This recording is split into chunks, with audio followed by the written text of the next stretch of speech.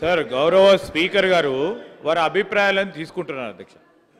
మీ అభిప్రాయం మేరకు స్పీకర్ గారు ఈ హౌస్ను రన్ చేస్తారు.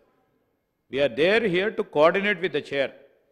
మీరే నిర్ణయం తీసుకొని మీరే మంత్రి గారు ఆ పూర్తి స్థాయిలో రెడీగా ఉన్న తరుణంలో గౌరవ సభ్యులకు సంబంధించిన అంశం వచ్చినప్పుడు ప్రజాస్వామికంగా మీ అభిప్రాయాలు తీసుకుంటున్నారు. గత ప్రభుత్వాల అభిప్రాయాలు కూడా తీసుకోలే. ఈరోజు మేము చెప్తా ఉన్నాం, అభిప్రాయాలు తీసుకుంటున్నారు, దాని తర్వాత నిర్ణయం తీసుకుంటారు. వారే నిర్ణయానికి వచ్చేసిండ్రు, రేపు పెడతారో ఎల్లుండి పెడతారో అని. వారి అభిప్రాయాలు తెలుసుకున్నాక మీరు నిర్ణయం తీసుకొని చెప్పడం జరుగుతుంది. మీరే అభిప్రాయం తీసుకొని మీరు రెడీ లేరు, మీరున్నారు. గౌరవ సభ్యులు ఐలయ్య గారు వారి అభిప్రాయాన్ని తెలియజేసారు, మీ అభిప్రాయం మీరు తెలియజేస్తున్నారు. సిపిఐ పెద్దలు వారి అభిప్రాయం తెలియజేస్తామని మీరు చెప్పినారు. ఎంఐఎం వాళ్ళు అభిప్రాయం తెలియజేసినాక నిర్ణయం తీసుకోండి సార్. అదే మెయిన్ అపోజిషన్ కూడా చెప్తారు సార్. లేదు సార్, మీరు కూడా చెప్పాలా?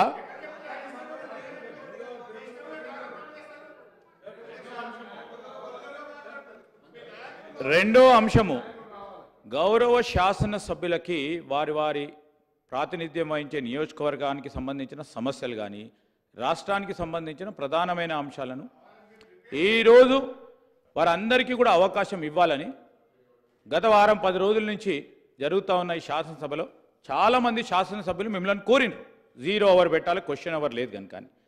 వారి కోరిక మేరకు మీరు నిర్ణయం తీసుకొని 0 ఓవర్ అంటే దాన్ని కూడా చులకనగా మాట్లాడితే ఎట్లా సార్? మహేశ్వర్ రెడ్డి గారు ఆ విధంగా 0 ఓవర్ పేరు మీద ఏం సార్ ఇది? ఏ ఇష్టరాజ్యంగా ఇంకోరు మాట్లాడతారు, ఇదా నడిచేది అసెంబ్లీ, ఇదా నడిచేదని. అసెంబ్లీ నడిపేది ఎవరు?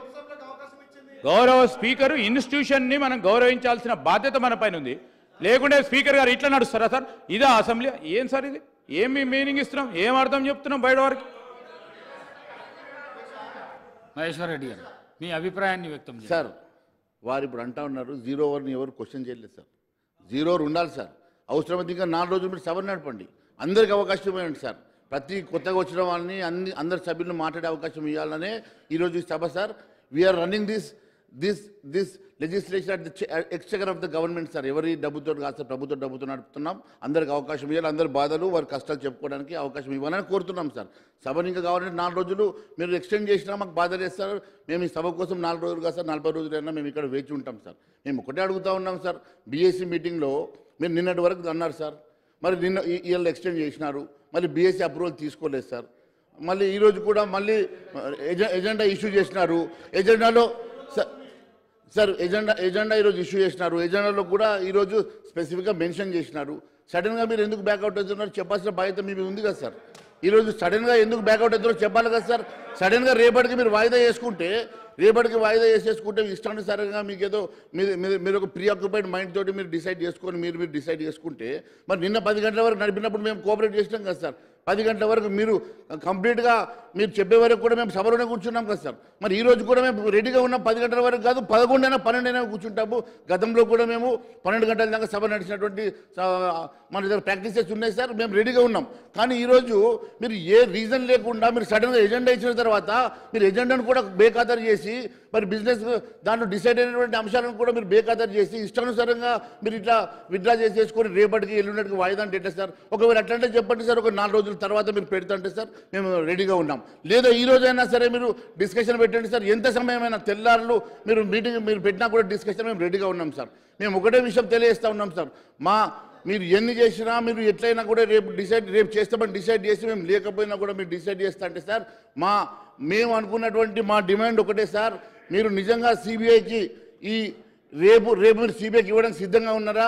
క్లారిటీ ఉన్నదా మీకు? ఆ అంశం కూడా చెప్పండి సార్. మా డిమాండ్ అయితే మేము చాలా స్పష్టంగా రేపు మేము ఉన్నా లేకపోయినా మా వాయిస్ అయితే ఒకటే సార్. మీరు ఖచ్చితంగా ఈ రేపు కాళేశ్వరంలో అవినీతి జరిగిందని చెప్పి మీరు ఆరోపిస్తూ ఉన్నారు కదా సార్. మరి ఖచ్చితంగా సిబిఐకి ఇచ్చి సిబిఐ చేత ఎంక్వైరీ చేయించి నిజాలు బయటకు పెట్టండి సార్. మీకు చిత్తశుద్ధి ఉంటే మేము తెలియజేస్తూ ఉన్నాం సార్. మీకు చిత్తశుద్ధి నిజంగా ఉంటే జ్యుడిషియల్ ఎంక్వైరీ తోటి ఎట్లనో వీలైతలేదు అని చెప్పి మీరే అంటున్నారు సార్. జ్యుడిషియల్ సిట్టింగ్ జడ్జి ఇవ్వడం లేదు మీరే చెప్తా ఉన్నారు సార్. మరి జ్యుడిషియల్ ఎంక్వైరీకి ఎప్పుడైతే మరి అక్కడ సాధ్యం అయితలేదో మరి సిబిఐకి ఇవ్వడంలో మీకు అభ్యంతరం ఏముండదో కూడా చెప్పాల్సినటువంటి బాధ్యత మీ మీద ఉన్నది సార్. ఖచ్చితంగా సిబిఐకి ఇవ్వండి సార్. నిజ నిర్ధారణ మేము చేస్తాం సార్. వాస్తవాలు బయటకు తీసుకొస్తాం sir. Thank you sir. Jafar Saab